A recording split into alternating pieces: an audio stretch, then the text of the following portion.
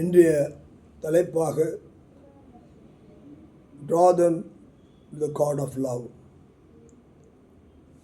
அன்பின் கயிற்றினாலே அவர்களை இழுத்து கொள்ளுங்கள்.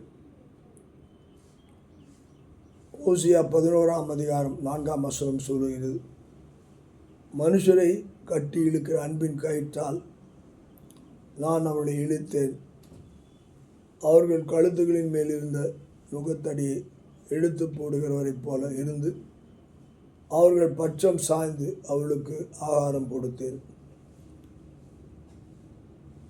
I drew them with cords of a man, with bands of love, and I was to them as they that take off the yoke of their jaws, and I laid meat unto them.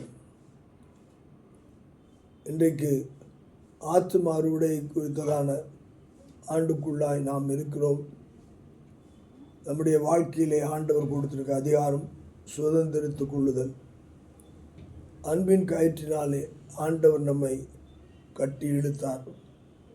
அதே அன்பின் கயிற்றினாலே நாம் இந்த காலங்களிலே மக்களை நாம் தேவனுடைய ராஜ்யத்தில் பங்காளிகளாய், சொந்தக்காரராய், பிள்ளைகளாய் மாற்றத்தக்கதாய் அவள் மேல் இருக்கும்படியான அந்த நுகங்களை நாம் எடுத்து போட்டு அவள் கட்டுகளை அவிழ்த்து அன்பினாலே அவளை பராமரித்து நம்முடைய வாழ்க்கையிலே அவளை நம் பட்சமாக தேவனுக்கு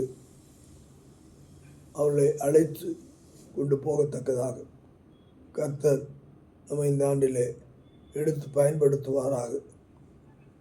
அன்பின் கயிற்றினாலே அவருடைய நுகங்களை நாம் எடுத்து போட்டு அவளுக்கு தேவையான காரியங்களை கர்த்தருடைய பிரசன்னத்திலிருந்து பெற்றுக்கொள்ள உதவுவோம்.